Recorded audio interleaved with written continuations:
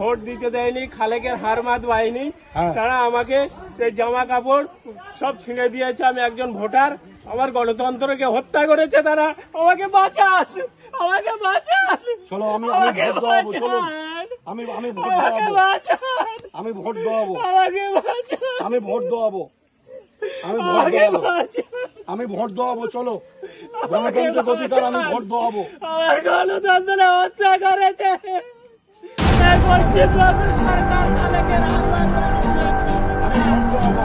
আমাকে বাঁচান।